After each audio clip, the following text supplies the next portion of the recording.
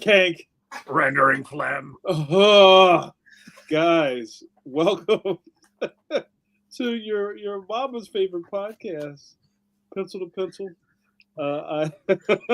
Sorry you didn't get cake tonight. I have a bout of the concrete that may come up later. Literally.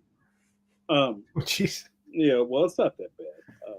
So, especially because we're in the age of you can't get sick anymore without people thinking like you have like foot and mouth disease or something like that. Did you check your hooves? All right, I did check my cloven hooves. Let's start the intros. Well, hello, guys. Welcome back to Pencil to Pencil, your favorite Wednesday 8 p.m. EST live cast, brought to you by 3 Count of 3 expert cartoonists. Pitch me, I must be dreaming. Because really, how many expert cartoonists do you know IRL in real life? You know us, or you think you do. But let's keep some mystery going. I am your first host. My name is JAMAR NICHOLAS. I am an award-winning cartoonist, also on the board of the National Cartoonist Society, also the Philadelphia chapter chair. Go Birds! Also, I have a very lovely middle grade graphic novel series at Scholastic underneath the graphics imprint. Leon Worst Friends Forever is in stores now. Cop it, why don't you? Guys, I would be remiss. Yes, I would be remiss. I would be a remission if I did not introduce my co-host, cohort, and co-conspirator. He is a pioneer of webcomics. I know it makes him itchy when I bring that up. I know. He's very humble. Makes him tinkly. I died of dysentery. It does make him very tinkly. But you wouldn't like him when he's angry, so that's why I call him the Bill Bixby of webcomics. Walking up that lonely internet superhighway with a melodic tinkle at his back, he is your friend and mine. Please welcome Stone Cold Steve Conley. What's up, Steve Conley? Hello, guys, and join my OnlyFans for my melodic tinkling. Yeah, you're having a sale this month, I heard. Hey, my name is Steve Conley. I'm recently back from the SC Comic-Con in lovely Greenville, South Carolina. I am the creator of the webcomic series The Middle Age, which you can read at middleagecomic.com. It's on the Webtoons, it's on the Tapas, it's on the Go Comics, it's on the steveconley.com. Everywhere you look, there it is. It's right behind you. Steve, I'm sorry. I didn't want to interrupt, but I'm interrupting. Also, Conley316 says, back my Kickstarter. That's what Conley316 is. That what that is? Continue. Fantastic. And I also make TTRPG stuff. Like the most recent one is called Nibblemancy. Cop it, why don't you? I believe is the phrase the kids say. But I would be remiss. I would be in remission. I would have the consumption if if I didn't introduce the Tower Power, the Man of the Hour, too sweet to be sour, the mysterious Mr. Mike Manley. Hello, everyone. I am the mysterious Mike Manley. I do very mysterious things like sit in this chair all day drawing comics. That's very mysterious. Very mysterious. In fact, it's funny. My good friend, my neighbor Chuck, who lives, is my next door neighbor. He would sit there. He would look out his window when I first moved in here, and my friend Ricardo Villagran was staying with me when he was in the States, and Chuck would look out his house, and he said, there's those two guys are just sitting in there all the time. They never move. Whenever he'd look out, he'd look across, he would see Ricardo and I just sitting. What are those guys doing? It's weird. Video games, World of Warcraft. Yes. We were holding the filament of the universe up. Atlas Shrugged. Yeah. And currently I am drawing 2 nationally syndicated comic strips. The Phantom and Judge Parker. And I got a couple other. I've always got other irons in the fire, So maybe some irons will strike back later this year. So Mike, this is interesting because we're kind of, and this may come up in our shop talk, but we're in convention season already. Where I think when a young person's fancy turns to comics, like I think at one point it felt like the beginning of con season was free comic book day, and then you were like off to the races. But there's almost like no weekend where there's not a comic book convention. I think cons, yeah, and I think it starts like what, March? Yeah, February, March. Yeah, it starts out. But and to that point, didn't you attend a show not too long ago? What was it? What was it? Last week or week before? Now it was like 2 weeks. Yeah, 2 weeks. Yeah. I did the More Comic Expo, which was fun. That's the first con or public comic event that I've done since COVID. So wow. How did you feel about being in the public again? I was masked the whole time. So, in fact, whenever I go out, I'm masked just because, I know too many people that are still getting COVID. Mm-hmm. I know people that have got it a couple times. I know people that got long COVID. So it's like, so I figured, well, I track the COVID, so through the CDC, and it said that the COVID here is low, so I masked up, and it was fun. I got to meet a lot of young, fresh, happy, unspoiled, unbroken, unjaded cartoonists, young cartoonists. And in fact, I may have a new mentee, as they call it now, where I will be helping someone over the course of the summer, because the junior year you need to go and get an apprenticeship. So it looks like this might be working out. I might be helping somebody with an apprenticeship, which is funny because I offered one for free last year and nobody took me up on it. That's what the kids call like pump faking. Like you just put it right out there and everybody flinched. Yeah. Like, you want to be in comics? No, I don't think I do. I thought I did, but I don't. Yeah. So that was fun, and it's always good to get out. A lot of people were very happy to see me, so it was nice to be seen, as they say. And I might do another show later on in the year, but everything now is really just contingent upon how bad the fires are raging, because for me, I'm sort of at the point where I don't like hauling a lot of shit to shows. I did that for years. You get your granny cart, you got all your stuff.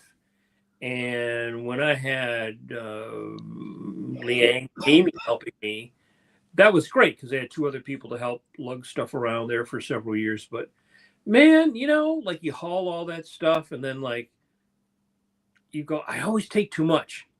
You keep paring it down. So, and as far as like doing sketches and stuff, it's like I do sketches at home. I just finished the sketches. I just finished a commission. So I'm sort of like,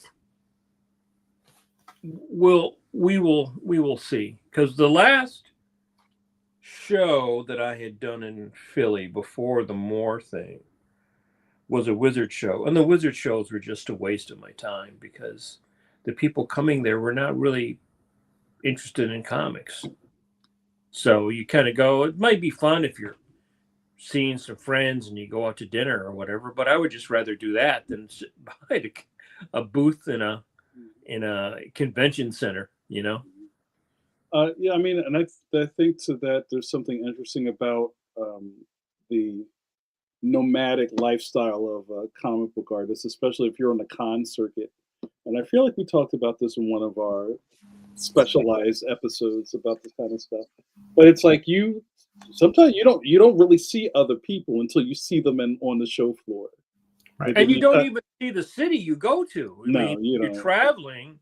If you're driving, you see it coming in, and maybe at night if you go out to eat. But of course, then it's night, right? So, like I've been to Baltimore many times, but how often and how much of Baltimore do I see? I see the route between the hotel and the convention center, and then the route between the convention center and someplace downtown to eat.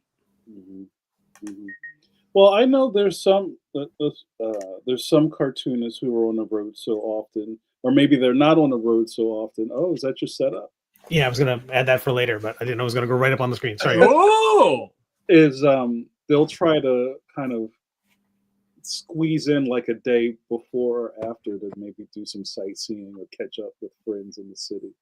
But it's hard to do that. Yeah, it's hard to do that. I know there's some times where I don't like, and I never thought I'd be one of these people. Like, I don't really, I try not to promise things because it's kind of like people know you're in town. They're like, yo, I'm like, I can't chop anything up, and I'm not being big time. There is no time. Right. Like, I got to come in, I got to do a thing, I got to go. Right. And I wish I had more time, but I don't. You know what I'm saying? When you're working, very often. I mean, I've done conventions like San Diego, where back when I was actually storyboarding, I would be in the hotel room storyboarding using God's light box, which is the window. I have my storyboards on the window as a light box, or at night the TV. Yeah, you just turn the TV on the side. It was really hard. Or if you take commissions, then you're in your hotel room at night drawing. Right.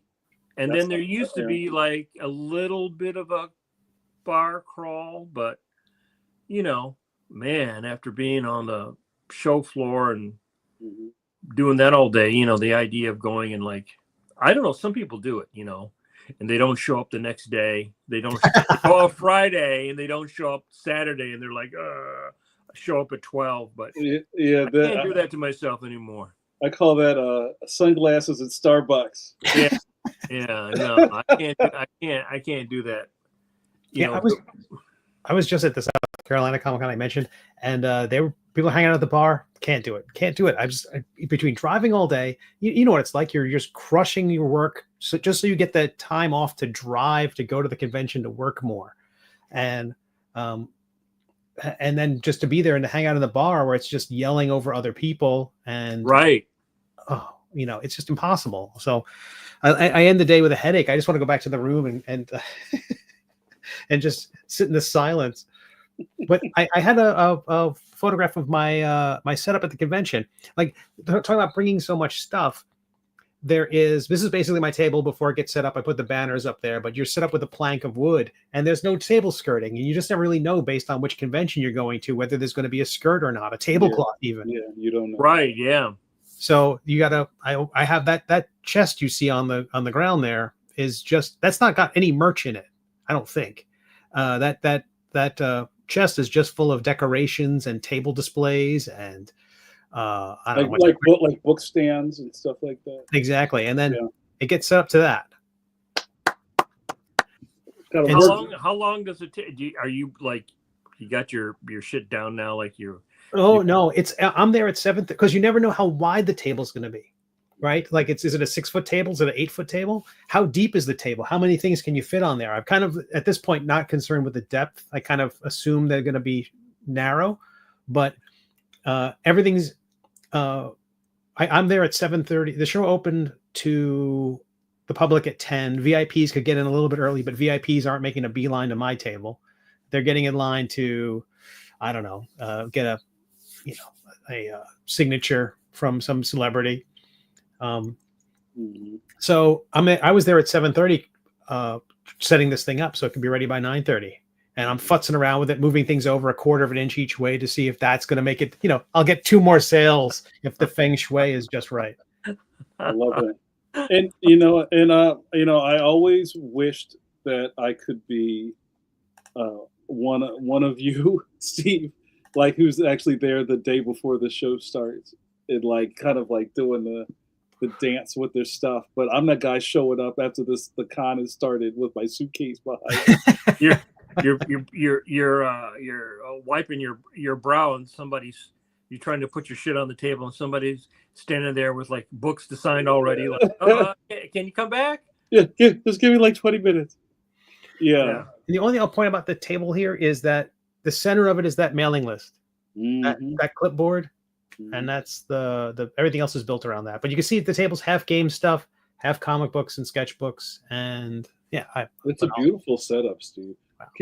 Let's talk about this for a little bit more. Well, can you tell me about your stands, those wooden stands, or did you make those, or is that? No, there's a company called Clear Display Solutions, and they sell these. They're very inexpensive, and they fold flat. Like the things that are holding the books up are basically 2 pieces of flat wood. One has a slot through it. I would dig it through I've got the chest over here. I would dig through it, but it's 2 pieces, and it just creates a little easel.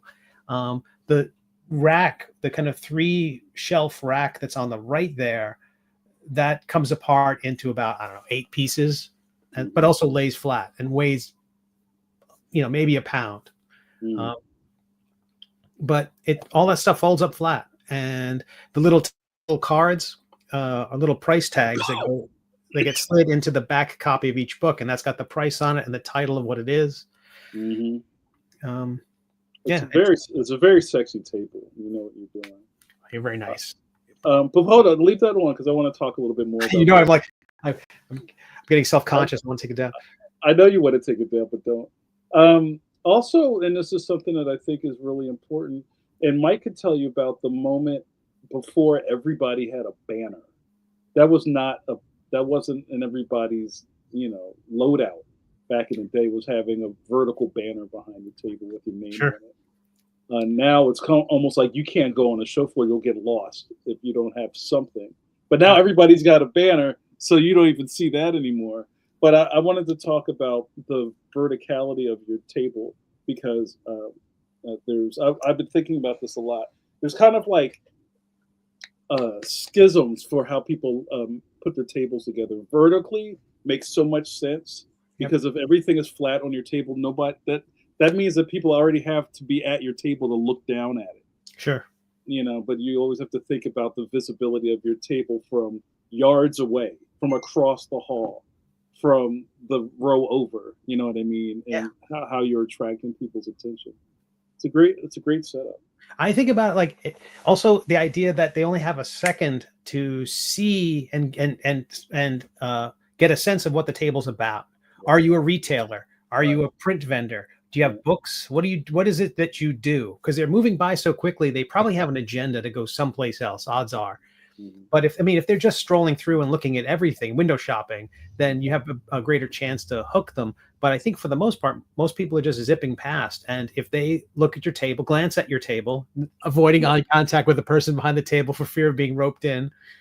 And if it's too confusing, if it's too much, I feel like people aren't, they tend to zip past. I have this conversation. I saw America's Tom Zoller, and he's got many properties. He's, all his various books have different elevator pitches. Each one's got its own, I don't know. I don't know how he sizes up a particular, which one he's going to pitch at any given moment. But for me, it's like, I know that if they're on one side of the table, I talk about the comics. If they're on the other side of the table, I talk about the games. I haven't done vertical yet because everything's books and those tend to be heavy. Yeah. How much of the people next to you affects what's your sales? Like your aisle mates, does that change anything with you? Because I know people like to complain about who was next to them and why they didn't make any money. It's because Boobarella was sitting next to them or something. There have been situations where I've seen people have something that might be a little scandalous, and so people aren't going to bring their kids to buy your. If you have a children's book, you don't want to be set up next to someone who's doing not safe for work comics, who's maybe booth is a little more I don't know, red light. You know, you don't risque, yeah. Yeah. So I could see that being an issue, but by and large, the biggest concern was that I set up Saturday morning. Everyone else, a lot of other people clearly set up Friday night or Friday afternoon, and they'd already put their banners in place. They'd already moved things. So you're kind of, you're trying to be a good neighbor, and that can often be a challenge. But the neighbors I found were excellent, and they were very friendly, and but I don't recall my neighbors ever having a problem. But this is a great location too. So there was clearly worse locations. I was on a main aisle. I was a guest of the convention. They hooked me up with a good position. And before we get into this, and I guess we've started the episode. I guess we didn't really. So this is guys. This is a shop talk episode. So we're just going to kick it, and we have some topics. But this is part of it, like being on the convention show floor and just kind of getting this stuff going. And I'm so glad that you brought this visual, Steve. I have another question for you, Steve, and I always enjoy when we put the spotlight on you. What about, and this is maybe even from maybe some cartoonists that don't have so much time in the game like we do. What about when you get like a micro space? Like say you have a big ass table, but what happens when you have a third of that? Or you got to share, you know what I mean? Share a table, not share a space, like have like a third of that table with somebody else. I feel like you hopefully will know that before you get there. And that would totally change how I do things. I mean, currently I share with you guys some notes I do after the convention. I do kind of a little postmortem on what I learned from the convention, what I got away from, just as also a set of reminders for me before next year's show. What did I learn from this event? And things like the sketchbooks that you see there on the right. Those aren't coming back. That's just, I'm going to be retiring certain things as I increase the number of game books I have, as I increase the number of graphic novels I have, other stuff's going to go away. But I would say if you know you're only going to have 3 feet, you really just have to prioritize. If you were doing just commissions, and commissions are way more lucrative per pound than anything you're going to lug to a convention, right?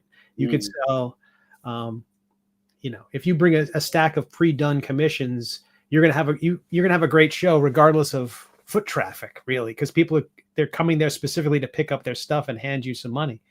I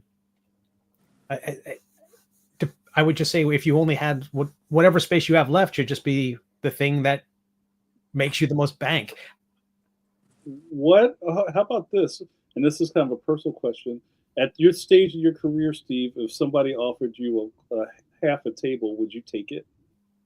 Or you're like a whole table guy? No, I think it depends. It depends on the convention. It depends what they're doing, what else they're doing for me. If they're flying me in, putting me up, a free table's a free table, and a chance to have that email sign-up sheet on there. That's worth it. I kind of think that part of the value of having a I hate to say veteran, but someone with a few more years and a bit more of a professional presentation, some of us make the show floors look better. Like David Peterson, his booth is almost like an attraction at a theme park. It is this glorious thing. There's certain, Chris Schweitzer, his booth is this glorious thing. They make the show floor better by having them. So you'd be doing your show a disservice by giving them a smaller space. One last thing I want to talk about was kind of like the different setups of people.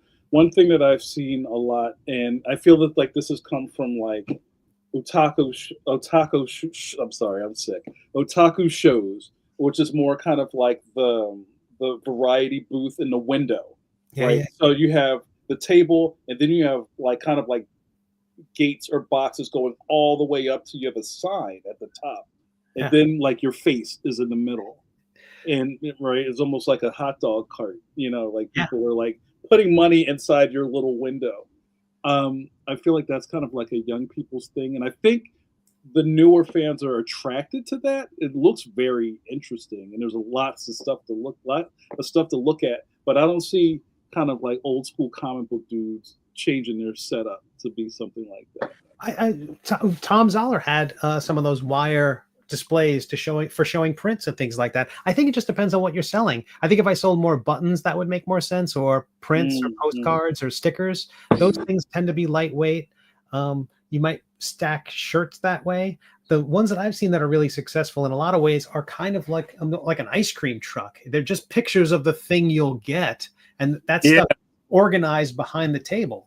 Oh, right, like in boxes or something. Number 6, number 13, number 12. Yeah, that's what my friend and assistant Liang does. She has all of her stuff up, and then you like, that's the one I want, and then it's underneath the table, and you can buy it and you put it in the sleeve, and it makes perfect sense because it's flexible, it's extensible. You can add more if you need to, change things out. If a print runs out, you can reorganize things a little bit. I think that's great. We often, I heard that griping again about print walls at the convention. I feel like if that's how a cartoonist can make money, in this economy, it's hard for me to give them that much grief. Our buddy Michael, I'm sorry. Yeah, we didn't get the cod cred yet. Mike says, is there a set standard for vertical back displays? I notice a lot of people with almost a wall of print and such behind them. And then just to follow up, Sean Shai, what up, says in that image, you can actually see the artists on either side have the walls of prints, freestanding frames. So maybe this is more of a construction thing, or is it maybe a union verticality issue? Like, I don't know. How do you kind of? I think that a lot of people are selling prints, like the artist to my left, on the right side of the screen there. They were selling prints and they had original art on the table. They were self-publisher who was selling their comic, and the original artwork for their comic. And then they had a 11 by 17 originals, and then behind them was were the prints that they have done of, I think, Wolverine, Spider-Man. You see some of them there. And then to my right was someone who actually was just creating more, I would say more art show type things, more classic anime festival type things, where it's a piece of original artwork and prints of original concepts and characters, not necessarily of an intellectual property of some sort of continuing narrative, more like, this is an iconic creature that I have cooked up. I think it looks cute. I'm going to put it on things and people will buy that iconic thing. Hello Kitty. For all I know, I don't know if there's a narrative behind Hello Kitty, but that kind of thing is what it struck me as. Here's an iconic character, and a totally effective way to go. It's just not the thing I do. I'm stuck in my headspace of books and games and graphic novels. Oh, here we just got an interesting statement. Our good buddy Bross says the ice cream truck style. That makes perfect sense. Right? There's a lot of things of your faces in the window. The ice cream truck style with a sold out sticker or two will get a maybe buy or think twice about waiting till later. Yeah, that's a nice thing about that approach. They don't know how many are left. And when you at the table, someone asked me, how many of these do you have? It's Sunday. There's 5 hours left in the show. They're wondering, can I come back and get this? Right. I'll come back. Right. I saw veteran cartoonists who had one of each on the table, and when it was sold, they reach under, they put another last one on the table. I don't have the energy for that. Right. That's a log game. Mike, what do you feel? How do you feel about the con setup? I mean, I know because you haven't been doing a lot of shows, and the fact, even you said when you went to the Moore thing that you bought very specific things for that day. I just brought stuff to show. I figured I wasn't going to sell anything, because I know that at a show like that, people don't have money. Because you can get in for free, that means that people come in with money. So I just brought stuff to show. I brought art to show because I figured also the students would be there, and I was right. A lot of people came by and they wanted to see the originals. And I took like animation stuff again because people will see comic stuff, but a lot of people have never seen animation stuff. They've never seen an actual storyboard from a show or production drawings or anything like that. So I'd have to really think now about if I was doing a show because, back when I was publishing the magazine, I would take back issues and stuff like that, but I'm not doing that now. And I have a sketchbook So if I went to a show, I probably wouldn't even take artwork to sell because I can sell the artwork here. And you're not. And once you bring it out of the house, and you hear about this every big show that somebody got shit stolen off of their table. Well, see, I'm ain't nobody stealing shit from my table. Well, let's keep it real. I know that. I keep my. I'm super paranoid about that. Even when even like if you have your giant bullet box full of Copic markers, you don't leave that shit on your table. Right. What are you doing? That's a whole other story. But like you don't know. You know what you're bringing, right? Yeah, I don't know. Going forward, I think that if I go to a show, I really have to decide: do I want to go to a show and sign stuff? Do I want to go to a show and draw commissions? And how much do I want to haul? Right? Like Baltimore was easy because I could drive it. Right. So, and then again, I had 2 people helping me. So I still got it to the point where I realized that most of the people who are interested in what I'm doing are not interested in buying any books. They're interested in having me sign books, maybe interested in getting a sketch if they can afford it. I sold very little art because, I'm not just trying to blow pages out or whatever. So the last Baltimore I did, I took a bunch of Phantom stuff because it was a fella coming actually from Australia, and he was coming with money from other Phantom fans in Australia to buy stuff. So I took stuff on purpose because I knew that they would be interested in buying stuff. But I've found over the years that I never sold a ton of artwork at the con. I mostly did signed books, or I did commissions. I just think that the nature of the beast being what it is, you've got the guys who coming in selling the high price stuff. And my theory is probably that, I always end up making a profit, but traditionally, the big difference between a comic book convention and a regular convention is when people are doing most regular conventions, it's promotion. It's not to make a profit. It's to promote your product. Comics is like people are trying to sell. So I think if you know your audience, like if I was on Spider-Man or back on Batman or some like mainstream thing, then you're going to get the people who are really interested in that mainstream thing at the moment. Most of my fans are what I call nostalgic fans. So they've been fans of my work for, since the 80s. So they're coming to get stuff signed mostly. And I don't charge for my autograph.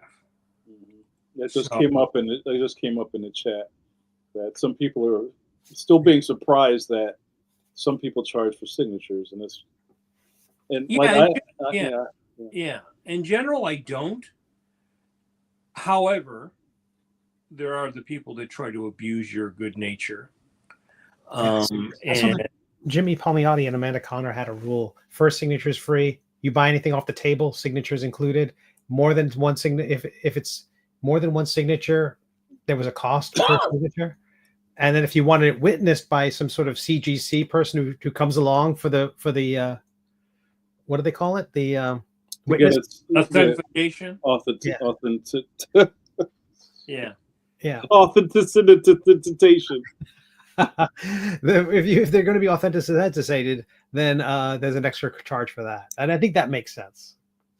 all the people. See, that shit pisses me off. Yeah, I'll be honest. The certified I and just slab. think that stuff is just bullshit. Straight up. Which part, Mike? The fact that somebody's going to come and stand at your table and charge this fan money to say, hey, that's Mike Manley. He's signing it as I sign it. Yeah, That boy, What the fuck? yeah. That's just some I bullshit. think the first time that happened to me the first time this weekend, someone came up. There was that Power Rangers cover. I did a variant Power Rangers cover for Cards, Comics, and Collectibles, and someone brought that up and had witnessed my signature on it. Like, all right, that's fun. The guy's like, so how much does that cost? I'm like, nothing. You bought my. I'm too much of a pipsqueak for that. I really dislike that kind of stuff. I think that I realize why people are doing it, because it's like another way of trying to keep pumping the air into the tent. You know, like comics is constantly shrinking. The direct market is constantly going down. So now there's the new thing, which is the old thing, which is to get certificates of authenticity. But I've even turned down a commission because a guy wanted me to do that whole CGC thing and sign stuff and whatever. And it's like, no, I draw it. You pay me, I draw it. That's it. I'm not going to fill out some form for CGC and all that. No, it's meaningless. It's meaningless. It's not like, if you go to a high-end auction house like Christie's or something, and you're buying a Rembrandt, right? Well, then, you get all the stuff that goes along with that. You have expert people, like real experts on art. These people that do this stuff are not fucking experts on art. They are people who print up pieces of paper and charge you money to say, yes, that's that thing. But if you take that stuff out of the slab and you go sell it, it's not worth anything. So it's like it's like a house of cards to me. I think that's not a good thing in the long run, because people think, oh, I'm investing in this stuff. I'm gonna, maybe if you have Superman #1, right? You've got like some super rare thing, but otherwise, no, that stuff isn't that. They were doing that in the 90s, right? Certificate of authenticity, right? I signed a bunch of stuff for QVC. And then evidently they put some little thing in there that said, this is a certificate. Their landfills full of that stuff now, right? It's not, you can't take that stuff later on. That's what fans always get hoodwinked. If like you watch, what's that show where Pawn Stars, right? Yeah. Right. You come in and you go, I've got this solid gold doubloon from, Bluebeard's private stash. Curly's gold. Right. Yeah. It's worth, $90 bajillion. And the guy goes, I give you, $1.50 for it. What?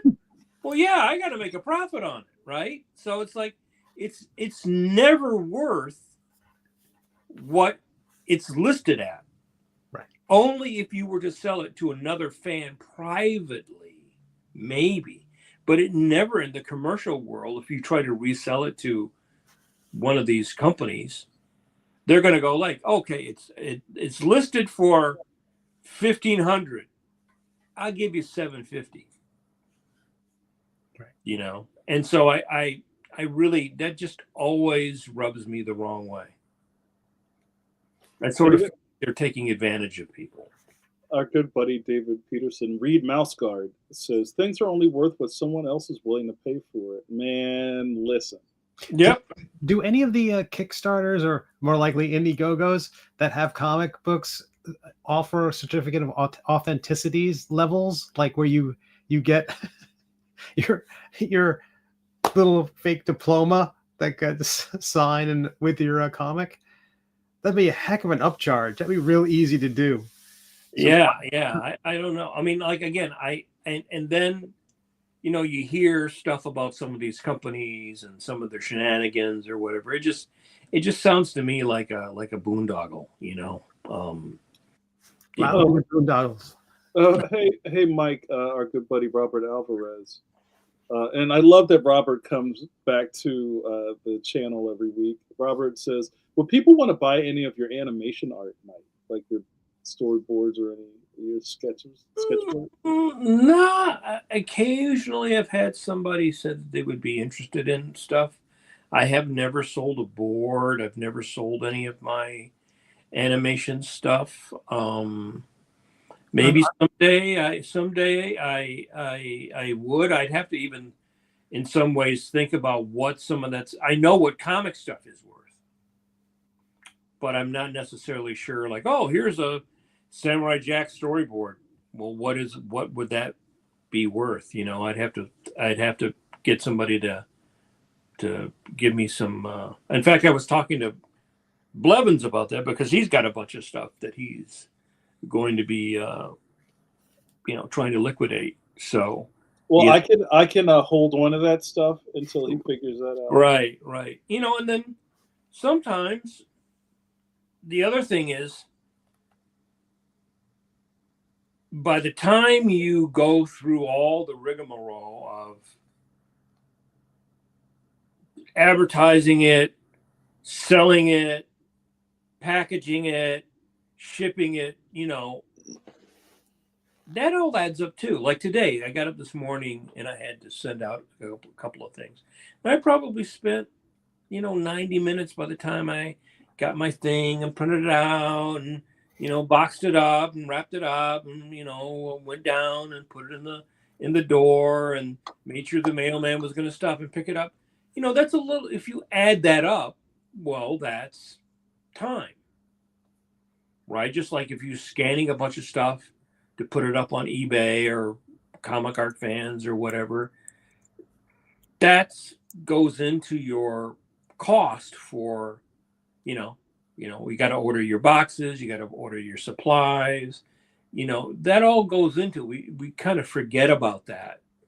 But that's all part of it, so.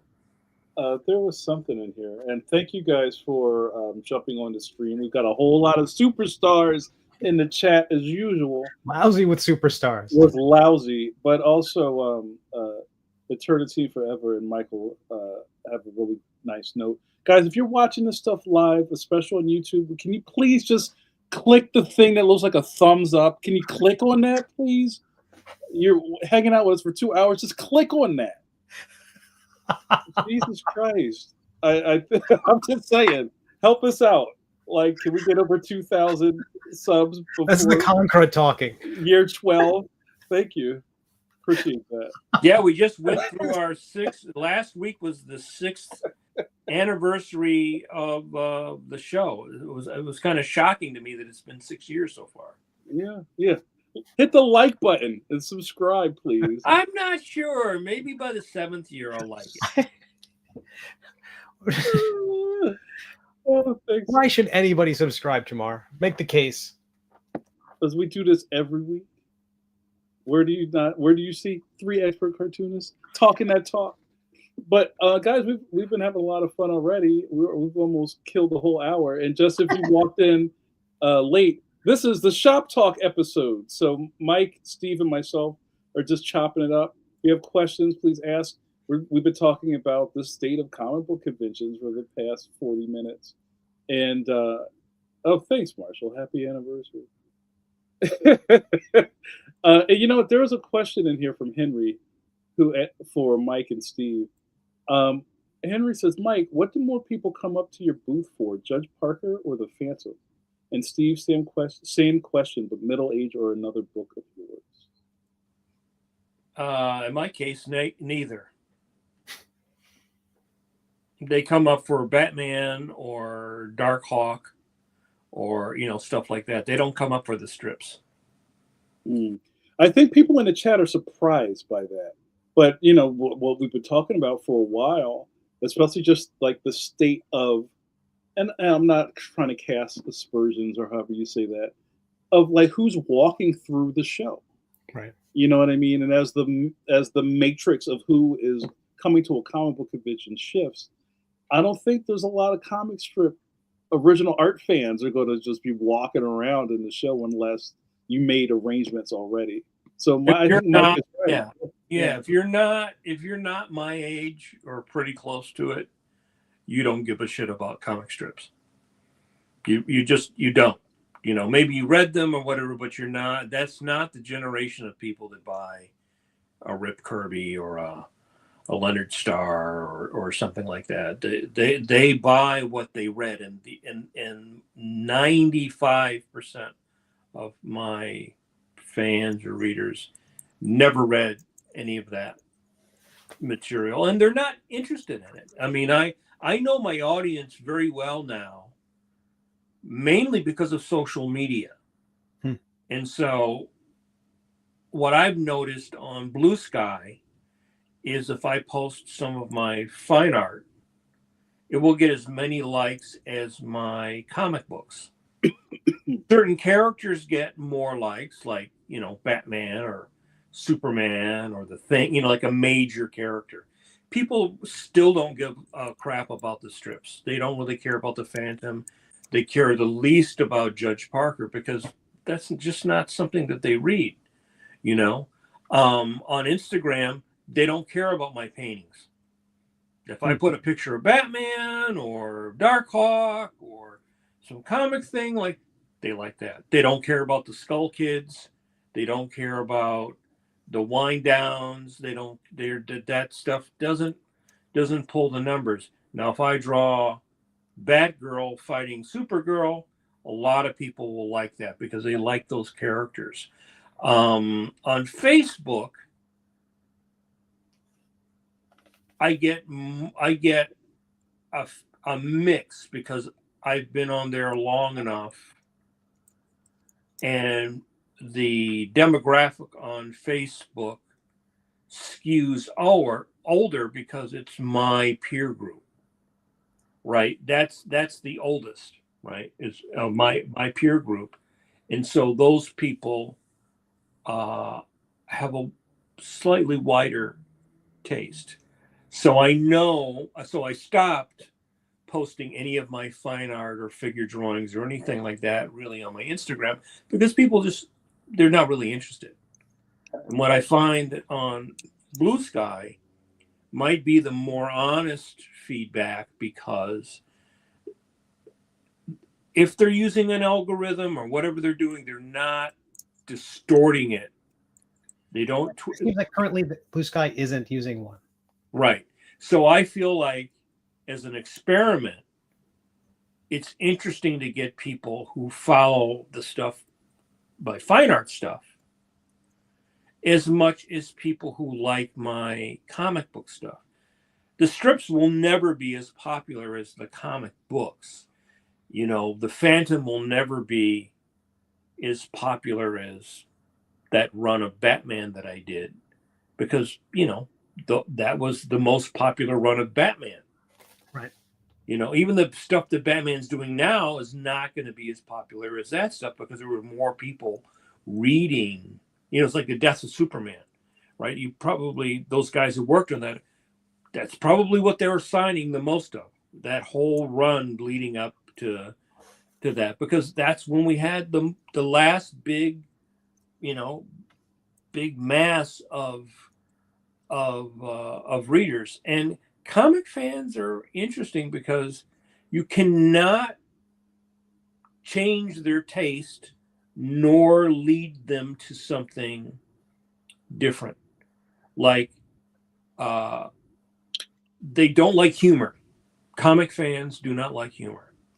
Comic strip fans like humor. Comic book fans do not like humor. Now, they might watch a Bugs Bunny cartoon, and they may watch The Simpsons, and they may watch Family Guy or whatever, you know, things on TV or something. But as a whole, they do not like humor. And they do not appreciate humor. They don't go for it.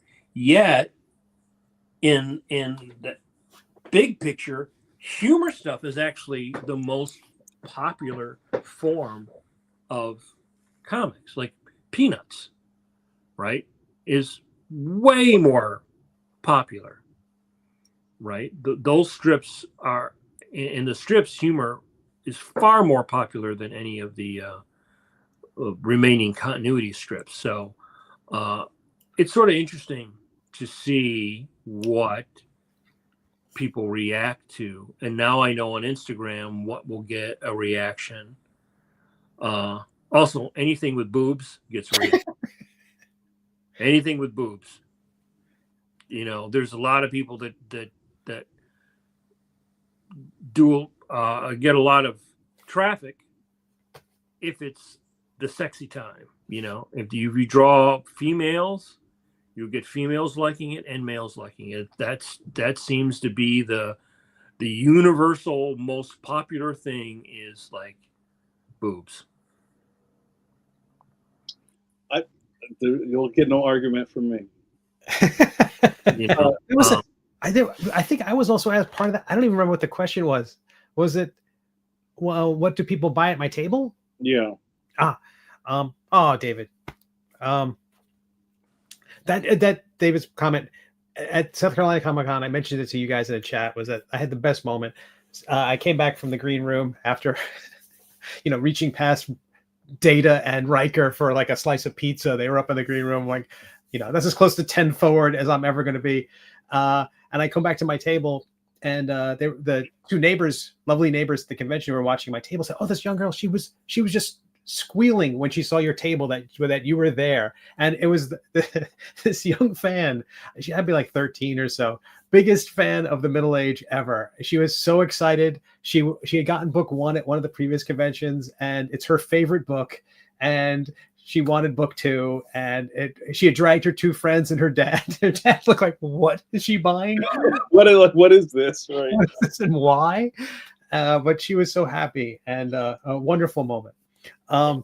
Did she read the webtoon? No, I asked, and it says on Webtoons, and she's like, "Oh, I don't have that." So some parents don't want kids to have the apps, I think. So that doesn't surprise me too much. I see that quite often.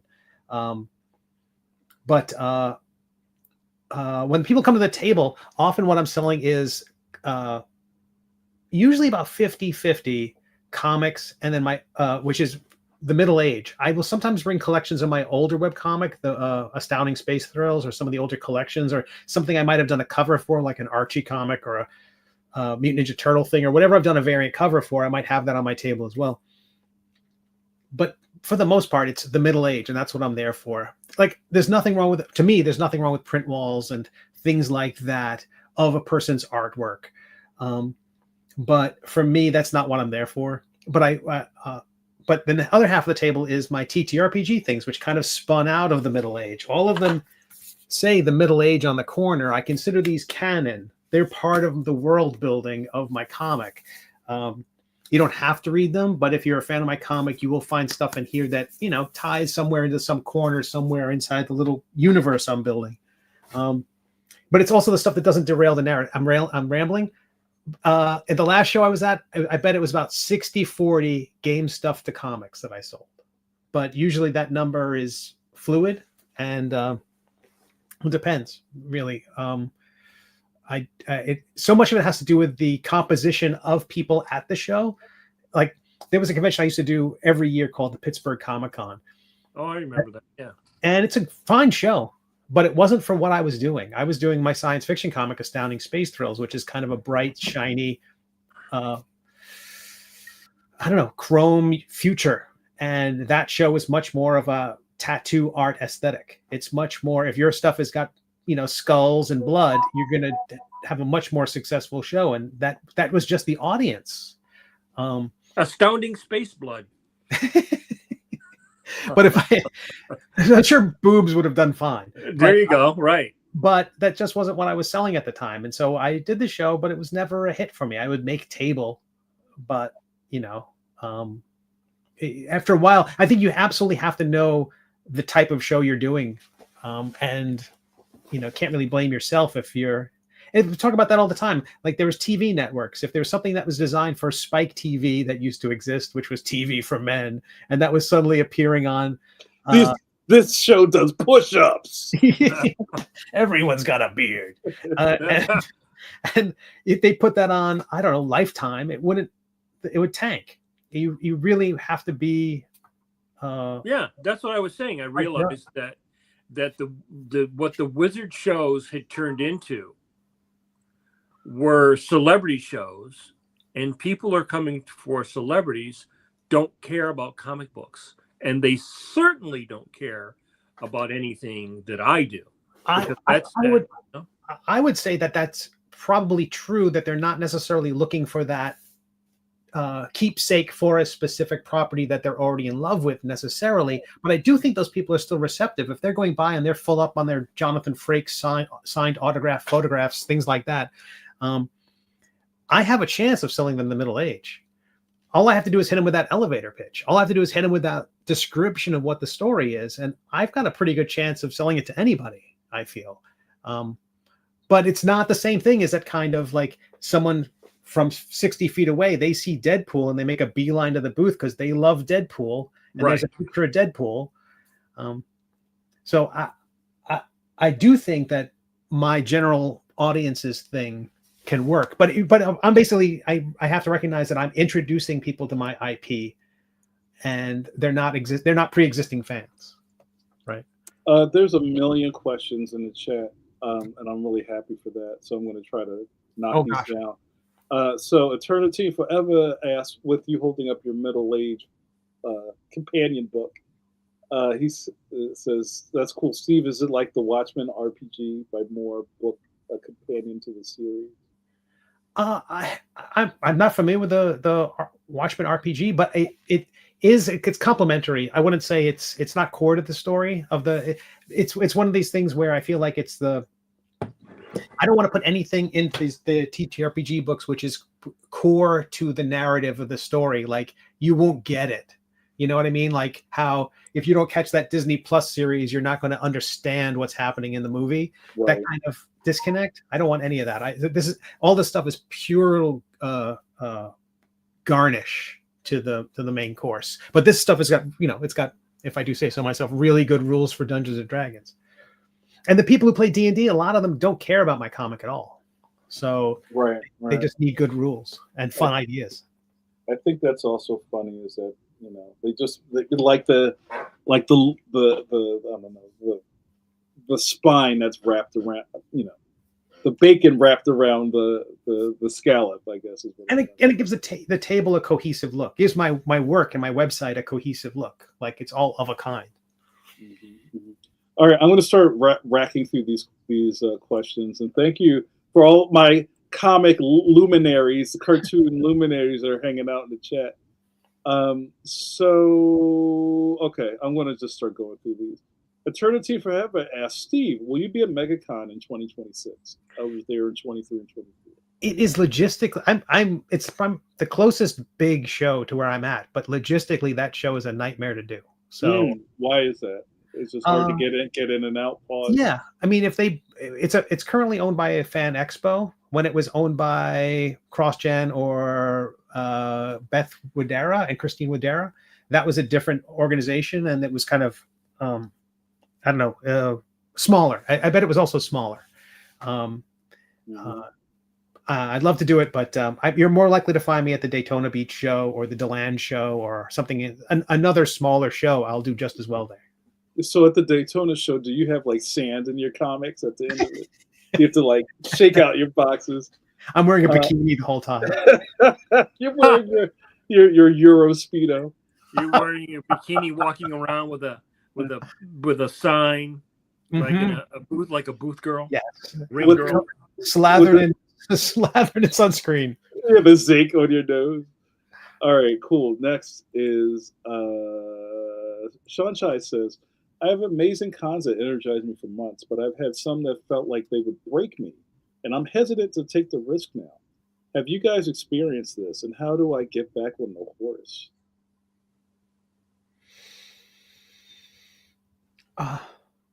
I have. I've had shows that are like real. It's rough. Like I've gone to shows where no one's. I've done 2 conventions where no one showed up. Where the one was at. I want to. I'm not going to name the organizers or any of that stuff, but I've been at conventions where nobody showed up. But those didn't break me. The ones that break me tend to be ones where I feel like nobody wanted my stuff. That's different. Like, yeah, when I sit behind the table and I thought, wow, I can't sell anything. And I think at this last convention, had I just been there with volume 1 of The Middle Age, that show could have felt that way.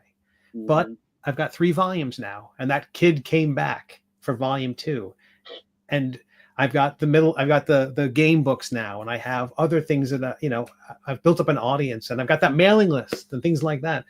All those things add up to insulate you from that. So as long as you can stumble a little bit, but as long as you're still moving forward, I think you'll be okay. But I would just look at it that as a learning experience. Again, maybe that show's not for you.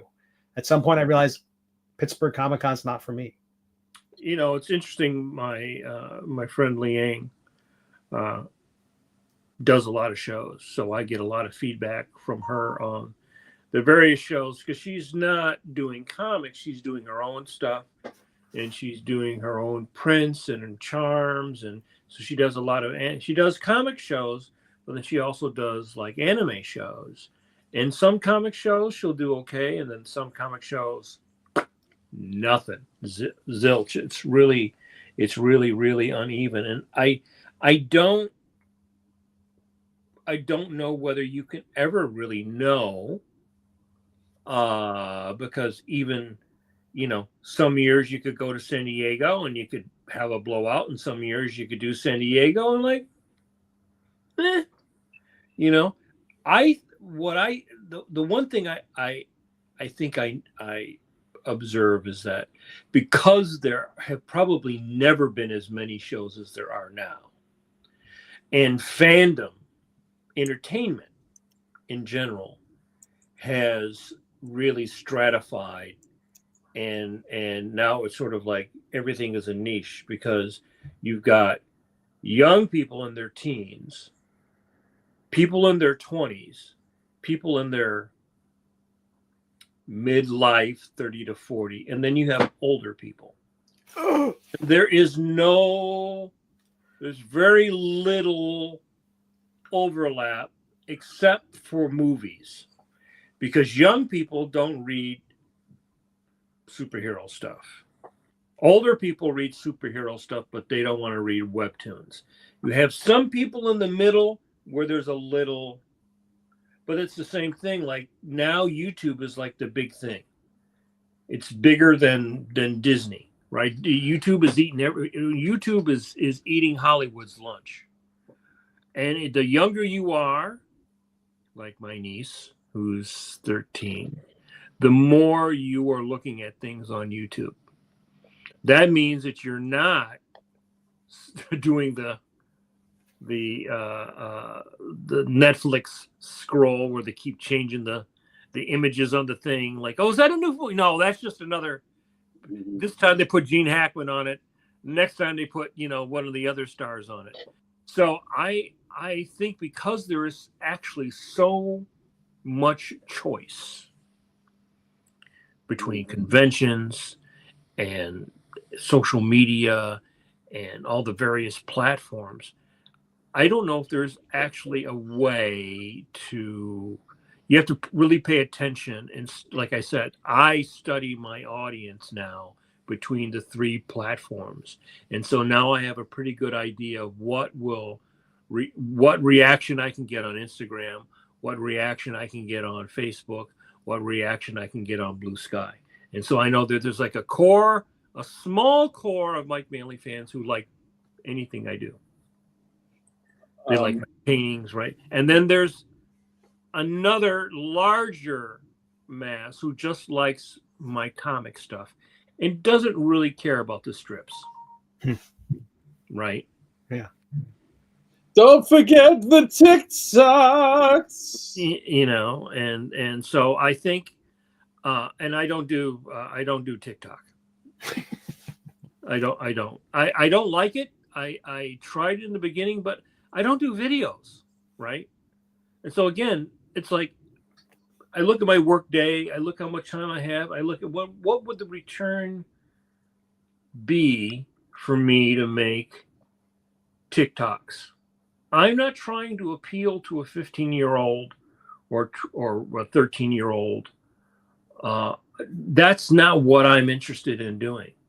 If that's what you're interested in doing, great, right? But I for what I'm interested in doing, which is art, long form art or illustration or plein air painting or something like that, that's not the format where it's going to find an audience on TikTok, you know? And so I think you have to be satisfied with having enough people that you can reach for what it is that you're interested in doing. You know, if you just want numbers, then you're always going to be chasing fads. Right. And that's not what I'm interested in. You know, I'm not interested in chasing fads. So I have made some videos and I have shot some videos. And in fact, in a couple of weeks, I'm going to do a live drawing. I'll be announcing that. And I was actually even thinking about going back and doing like Jamar does his coffee break. I was actually thinking about maybe doing something where I would do that while I worked. I'd have to figure out how to, you know, what would be the best way to gratify that, and where I would want to probably do it on here and maybe Facebook. I just don't think that the TikTok audience, which is very young, would ever be interested in anything that I'm doing. Okay.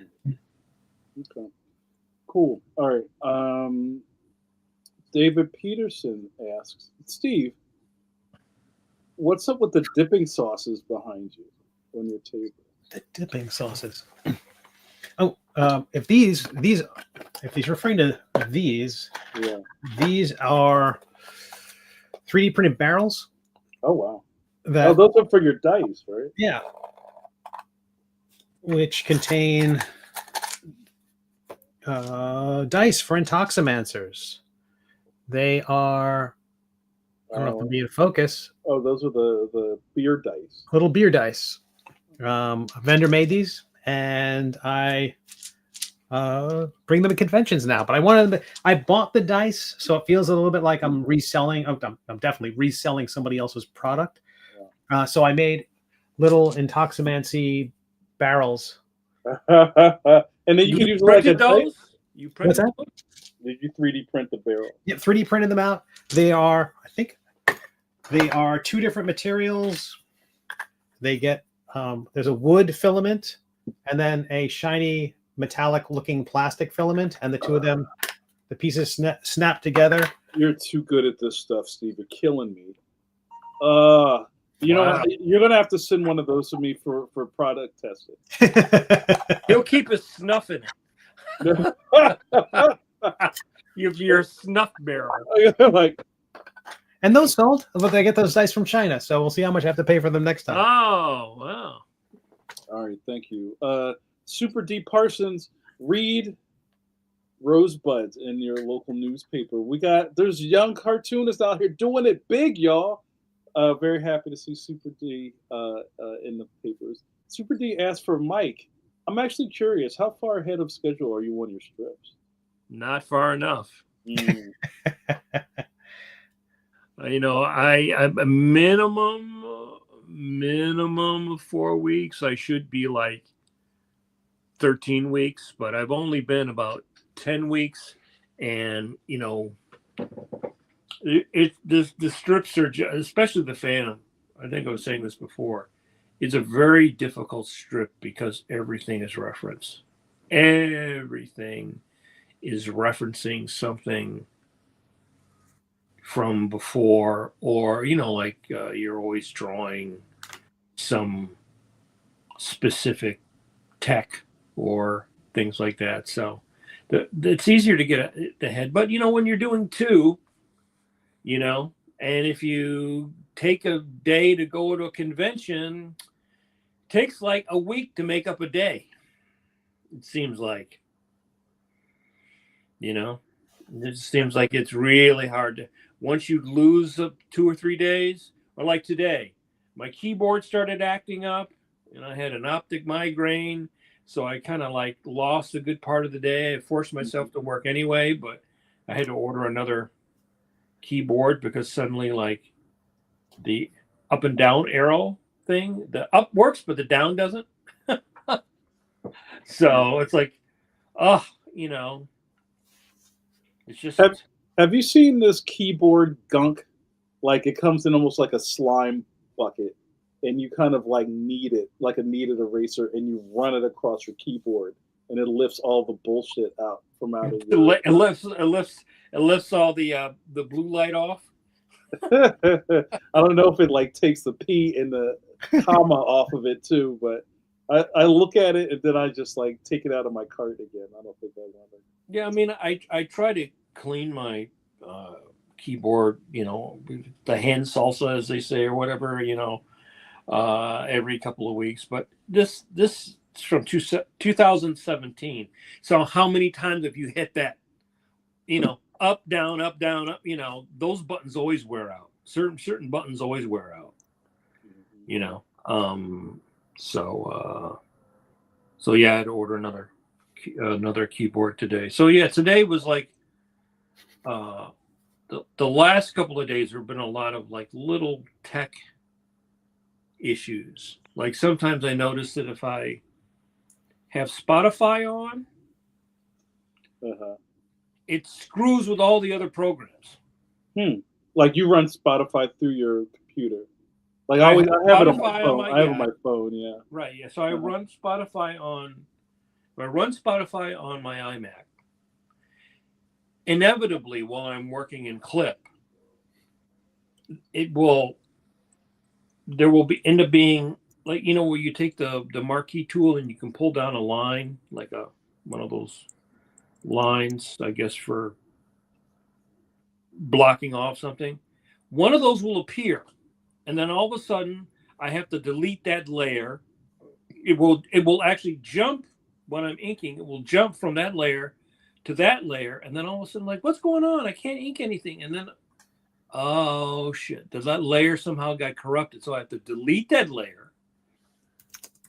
Hopefully, I have to pay attention to make sure that it. And this seems to be now. It never used to do that, but this is like a new bug. So I don't know if it's because it's the Spotify I have. I can't update my iMac anymore because it's 2017. So my operating system can't go beyond the operating system that I have now. But there's obviously a conflict between Spotify and Clip Studio and Photoshop. And if I have Spotify on, it eventually bogs down my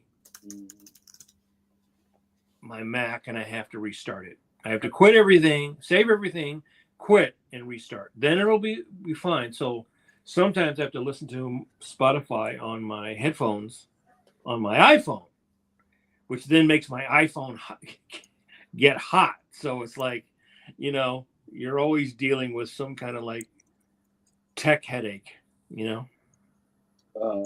That's super true. And I mean, if you can do it, and I've been thinking about stuff like this for a while, like when I'm at the iMac and I'm working and I have the Huey on pumping, like I don't want anything else that's open that's going to slow stuff down. Mm-hmm. You know what I mean? So like maybe I'll just turn the radio on, or I have my kind of studio TV over there, and I'll just have YouTube on that because I'm a big YouTube guy. Rather than have that kind of competing for memory on my computer, I'll just put it on over there. But you gotta keep your case clean. Buy radio. Hello. I used to listen to radio. I used to listen to HYY, the NPR station.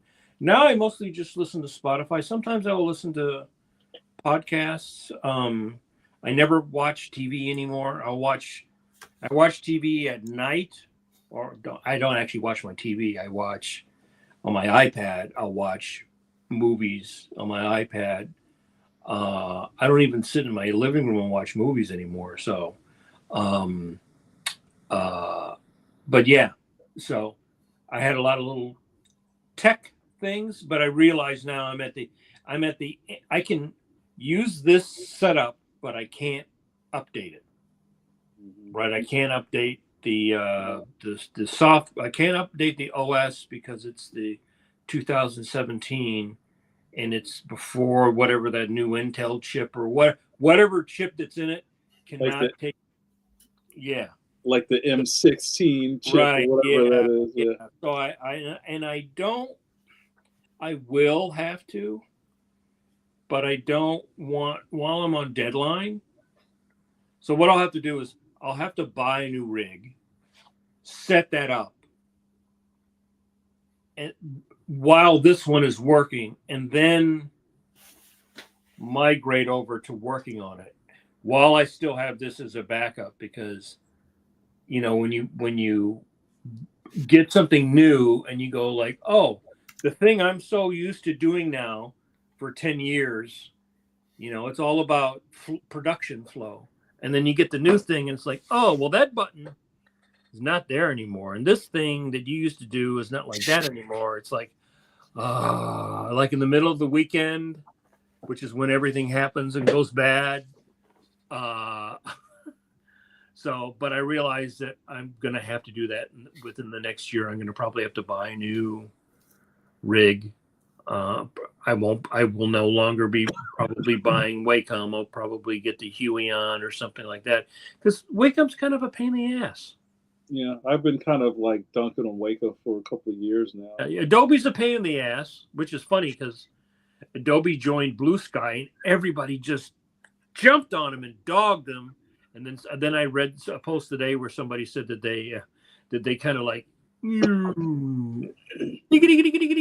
they kind of snuck out of the room. So yeah, they deleted their post and they just got dunked on viciously. The embrace of AI. Oof. Anyway, that's a whole other episode. Well, we were going to talk about that. I mentioned that this week. I've seen 2 ads on my Facebook that were targeted to me because they were shoes, and I have white feet, so they're like wide feet shoes, and they were using the fake Miyazaki. Right. So what was it? Last week, ChatGPT released something where they were doing the fake Miyazaki, and people were like really pissed off. This week on Facebook, I'm getting ads with fake Miyazaki cartooning, right? And we didn't have I didn't have enough time to pull up stuff tonight, but I sent Steve the fake ads, but that in the old days would have been drawn by a actual cartoonist. I mean, they're for going all the way back to the beginning when there were cartoons in the newspapers, there was always a steady stream of cartoons used in advertising. But we've actually turned a corner in a week where ChatGPT can do a fake Miyazaki, and they were somehow, probably through the algorithm, able to garner information about me. And are they now making targeted ads for you in a popular style, which is kind of crazy if you think about like this is where we're going. I saw somebody else today, maybe was it Zach Trenholm or somebody, also posted a fake Miyazaki thing where I guess the new thing is you see a movie. There was a guy that did the Lord of the Rings in the Miyazaki in the Studio Ghibli style. So what you do now is you find something that you like, and then you steal it and you run it through the GPT, and it turns it out in the style that you want. So if you have a very identifiable style like Studio Ghibli or Miyazaki, then it will make a fake Miyazaki style. Now, of course, The drawing is very generic. The characters are not acting. Their eyes are not focused right, things like that. But, you know, part of the problem is that I think a lot of people would really be okay with it. I think a lot of people, they're not as discerning as we are. So they go, well, you know, I like The Simpsons, or I like Miyazaki, or whatever style you want. I like a Garfield style. They could make a Garfield style, which would actually satisfy probably 95% or better of people, because most people are just not that discerning. But I thought that was kind of sort of a crazy thing, and sort of very Mad Magazine in a way, because, you know, back in the old days, Mad used to do a lot of parodies of stuff where they would get people like Bill Elder or something would do a parody of advertising, and they would really make it look like the strip or the style of advertising. And now you can basically do the same thing with text prompts. And so that's a job that in the previous time, someone actually would have been paid to draw. You know, I have a bunch of Frank Robbins ads that he did for some toothpaste or something. You know, the famous cartoonists would do ads back in the day. They would draw. Milton Caniff drew ads for what was it, cigarettes or coffee or something like that. But you know, those were also high-paying jobs. You know, if you did an ad, for, you know, Jack Davis is probably the guy who really killed on that, because he did tons of ads back in the day for everything from, you know, Slim Jims and, you know, Spalding and, you know, shoes or whatever. And those jobs paid great. They paid a lot of money. But now if you can say, well, I want a Jack Davis style, and, you know, an ad for my tennis racket, it could probably spit out a Jack Davis style. Right. And so they wouldn't have to, I mean, Jack Davis is dead now, but you actually would not now have to hire someone to do it if the audience will accept it. And that, I think, is a new corner and the fact that these companies are all collecting, selling, and buying your data. You know, you go to the supermarket, everything you buy in the supermarket with your credit card, they're selling that data. They know what you're buying. They know that you drink this or you buy that, or, you know, when you buy something from Amazon, everybody is selling your data points. So, you know, now I imagine we're going to be in the era of, because of AI with Chat GPT and stuff, and whatever the next thing is, where they could actually make a targeted ad for something they think that you would like, in the style, with the kind of music, that would be appealing to you. It's like tailored advertising for you. That's Minority Report shit right there. Right, exactly. Where Kelly LeBrock is selling me Swedish fish. Right, exactly. Yeah. You know, but 2 days from now, 2 days you're gonna see that ad, Jamar. It's gonna screen right. Debbie Mazar, what are you doing here? Right. So I just thought that was a weird thing. You know, that was sort of like a future shock. You know.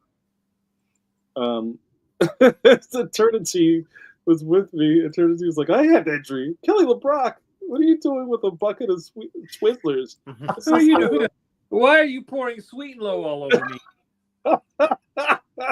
All right, guys. I closed the question window because they keep repopulating and we keep talking and they're not going down. So thank you guys so much for your questions. We're going to start wrapping the show up, but we'll try to get some more of these answered before we go. David Peterson asks, "What's your routine with studio cleanup, deep clean / organization?" I'll do that. I since you kind of come to the realization, and I know not everybody is set up to spend all of their waking hours in the same chair, like a lot of us do here on Pencil to Pencil. I get to a point where, like, the table starts closing in on me, and then I have to start pushing back. It's like 3PO, turn all the machines on, whatever that scene is for the garbage compactor from Star Wars. Like, turn all of them off, and like there's tentacles and shit coming at me from the floor. I have to do maintenance tidying, just like when I can't think anymore and there's so much stuff I gotta like. Your ADD is flaring. Yeah. It's like I used to do a deep clean after I finished a project, but since I've been doing these graphic novels, like that like a year's gonna go by before I can clean, so I just kind of do it intermittently. Organization, what's that? I don't have any answers for organization, but I at least try to keep stuff off of the surface. That's the best thing I can do. You want clean? Is it clean surface? Well, clean surface house. I know I'll never get there, but like I've kind of cut down on my collectible clutter. Like I used to have little things all over the place, and I don't really need that the way I used to. So I'd rather just be able to see the white of the table, and kind of keeps my mind a little clearer. You'd rather see the white of the table with the coffee stains on it. Well, yeah. What about you, Steve? After conventions is usually good. I have to I got to put things back where they go. It's kind of a reset after every show, and also just inventory. It's as much a fulfillment center as it is a studio. So, I mean, there's got some decorative stuff up here. There are stacks of books, which probably could be organized a little bit better and probably will be in the next week or so, but it's not on a schedule the way other things are, like organizing and keeping track of how many stickers and pins and books and things like that, and making sure I have enough for the next wave, that sort of stuff. That's just all the time. It's kind of a rolling thing, but not really. You put your Lobot thing on. As long as I remember to vacuum, because it's easy with folding boxes and things like that to get all that kind of like little bits of cardboard start to accumulate. And this is interesting. Like at Awesome Con, I brought all of my characters. Like you probably see. Oh, the standees. Yeah, my cutouts. Yeah, and Clementine didn't make it home. Uh-oh. I don't know what happened. I don't know what happened. I think I might have left her on the ground in the garage, the parking garage. Yeah, so I lost one of my stand. So you have to get a new one. I'm gonna have to get a new one. Did you make those, or did you have a vendor? No, I had them made. Yeah, at a sign shop in my neighborhood, and it wasn't free. I'll just say that. But but I've gotten a lot of wear out of these, and they're starting to look beat up. So it might be time to try to freshen them up.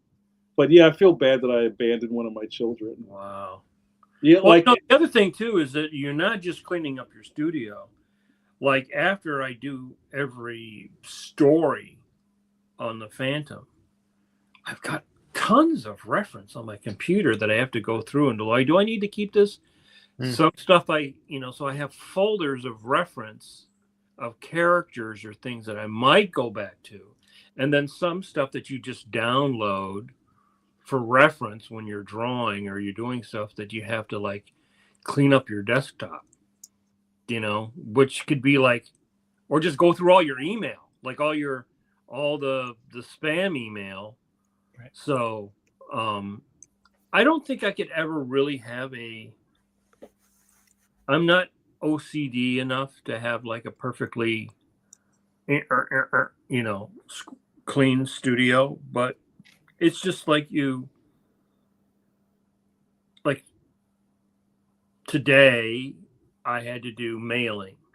Maybe tomorrow I'll go through, when I have my coffee in the morning, I might go through and dump a bunch of email, or I will go through the previous week's worth of stuff on my desktop and go, do I need this? Get rid of it, or put it in a folder. And that's like all the, like, in fact, I just got a new drive, so I've got my external drive is almost full, so I bought another external drive, and it just keeps growing. It's not just stuff in your studio, it's Digital. all the, because I'm working digital now, right? So it's like I could literally hire an assistant who would just do stuff like that. Could just, like, I could literally have like an archivist, who would be going through, organizing stuff, getting rid of stuff. It's, it really occupies your time just to even keep all of your important files. Because if this drive goes down, I need to get another drive.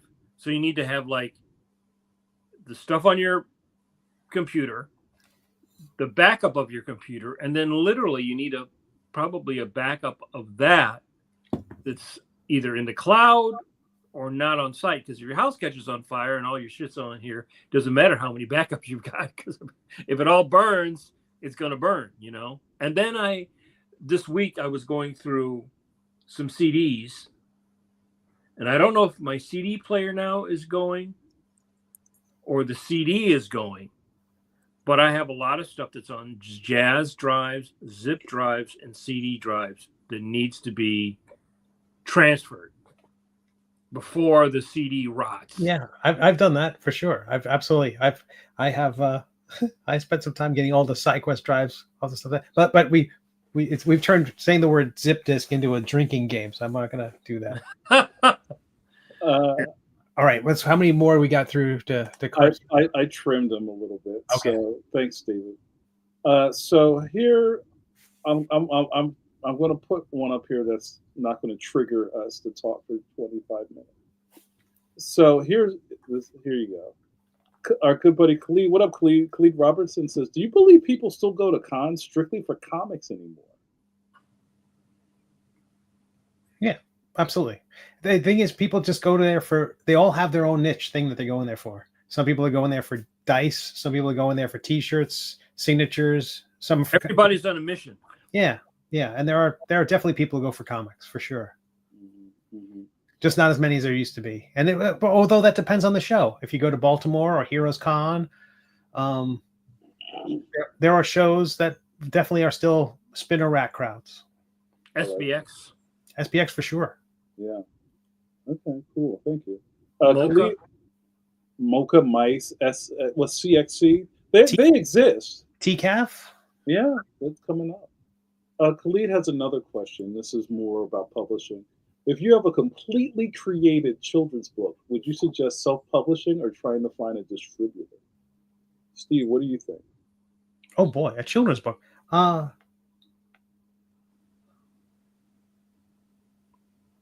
Finding a distributor is easy if you self-publish, because depending on the price point, you just go through Ingram Spark and they can distribute the book for you. That doesn't mean any bookstore will order it or any libraries will order it, but there are ways to self-distribute your own books. Mm-hmm.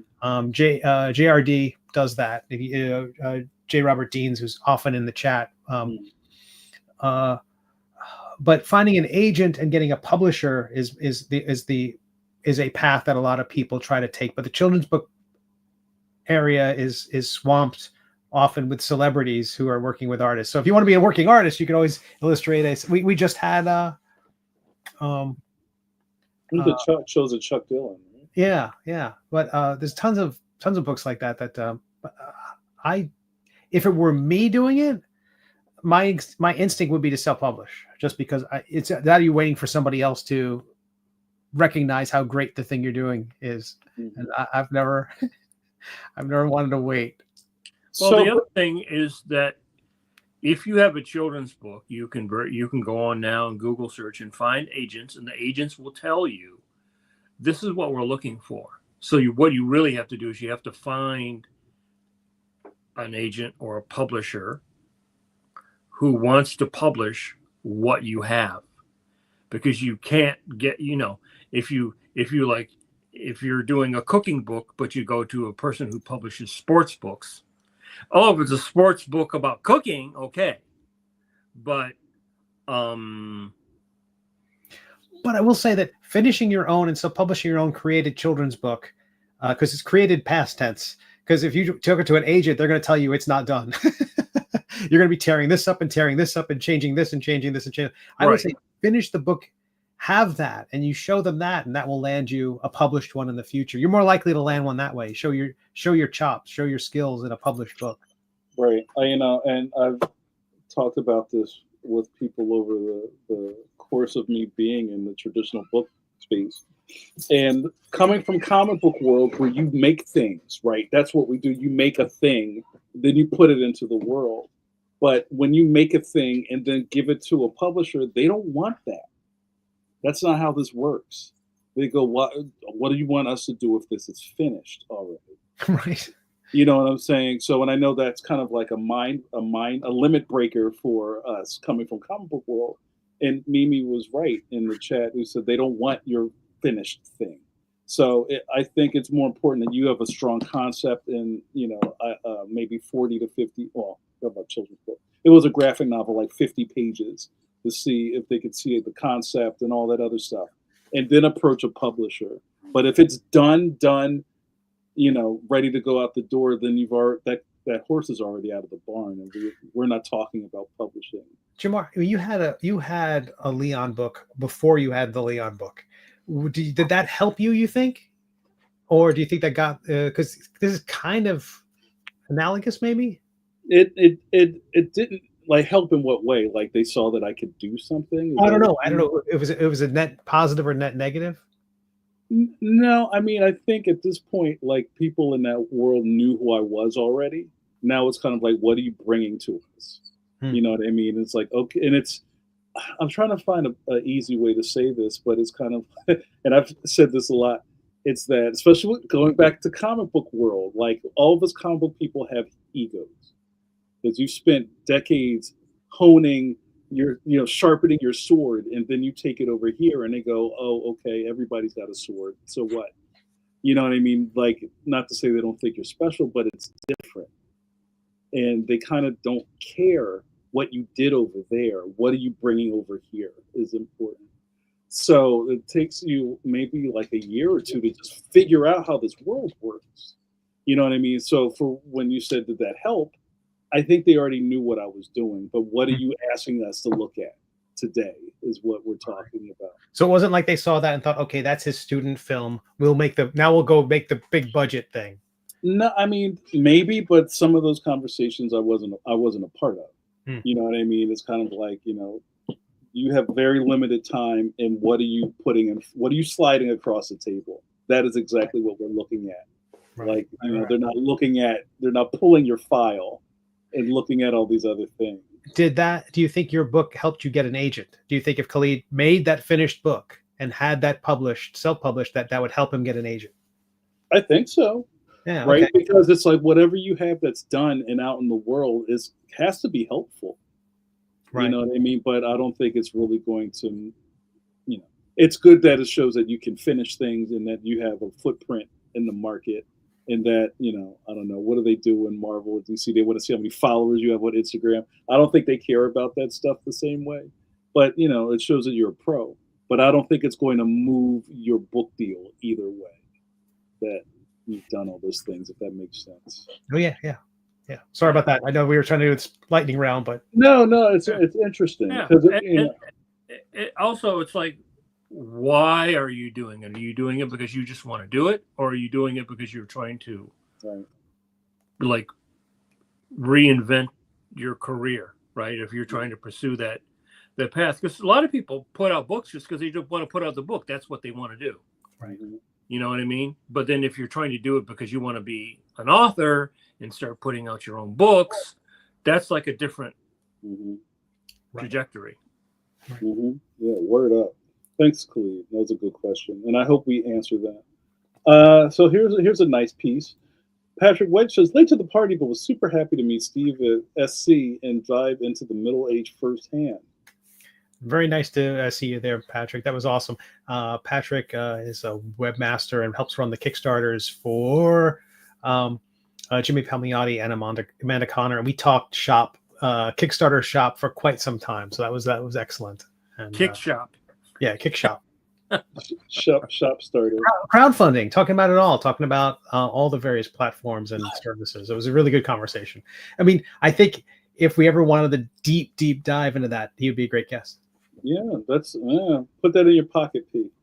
Another Patrick asks. Patrick Lugo says, today's recurring conversations. We're talking about this at the barbershop, you guys. How do you reach your audience outside the United States? What are your thoughts, Mike? You got something for that? I don't try. I mean, I just put my stuff up, and I figure there's no way to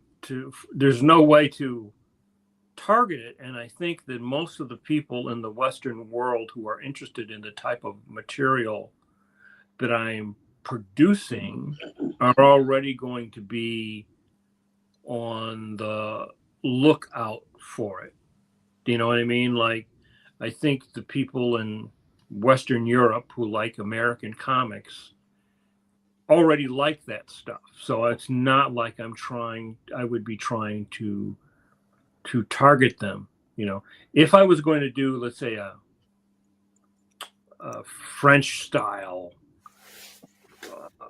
album, then I would probably try to talk to a publisher in Europe, because then they would know the avenues that you would go through with publishing to reach your audience. But I think, you know, the web means that anybody can see anything anywhere. You know, you could be in any country and see what we all put on, you know, Facebook or Instagram.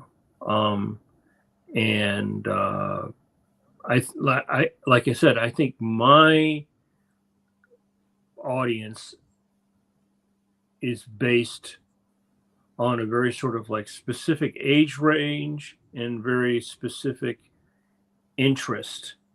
And yeah, so that's you know, if I was trying to target people in France, I think I would talk to a publisher in France to see if they would be interested in what I was doing, you know, and if that would appeal to the, you know, the French album buying public. Right. That makes any sense. Yeah, I think so. I think for me, like the web, like you say about the web, I was trying to see if there's any way of determine. I know that people who backed my Kickstarter for the middle age, I was mailing books everywhere in the world. I think so many countries. I didn't seek them out, but you know, if you want to advertise to them, you know, the social media sites let you pick country destinations, I believe, for your ads. I think the same thing would go for Amazon. Amazon has separate sites for each one of the countries they serve. Yeah. And you could create an ad, create ads in each one of those places, provided you know, odds are you do better if it's translated to the language of the prominent languages of that country. So there was one piece that Ternantine asked about being versed in the language that you're trying to connect to. Yeah. But I feel like maybe this is flat thinking, but I feel like the internet does that for you. You know what I mean? Like this is back in the day when we all started getting websites, and you could look at the little map and see where people are looking at your stuff. Yeah. Right. And it's like, I didn't have to do anything. There's people in Malaysia that are looking at my website. Oh yeah. Well, actually, if you have an account on Instagram, my professional Instagram account gives me that information. It tells me, you know, the age and where they're coming from, like what the top cities are. Yeah, Google Analytics will still show you a live map of the world if you. Yeah. And there's a lot of people from Brazil for some reason on my thing. Brazilians like they're always they're right up there. Brazil, New York, New York and Brazil, in Raleigh, North Carolina. yeah, and but no, I mean it's sort of interesting because you would never think like, well, why are people from? But I guess there's a big comic reading populace in Brazil. Mm-hmm. All right, we're gonna start putting a button on this. So one more for you, Mike, and one more for me, and then let's go home. Milan says Mike's experience of meeting that guy from Australia who had orders from other Australian fans. You get the allergies are starting to kick up. You hear my voice is like getting small. I wonder if there's a way to create that opportunity yourself and scale it up. Meaning, like, you don't have to meet some cat at a comic book show who's got like envelopes of money. Like, is there a way to bypass MegaCon and just connect with those guys, Mike? I mean, I have. I mean, through my agent Filippo, I have sold stuff, and people can just write me and go, "Hey, I want to buy a bunch of stuff," and then I can say, "Oh, either have it for sale or I don't have it for sale." I mean, I think the reason it worked out in that particular case is because it's really expensive to ship stuff to Australia. Yeah, it's true. And you know, custom stuff is a pain in the ass, especially anything going to Canada.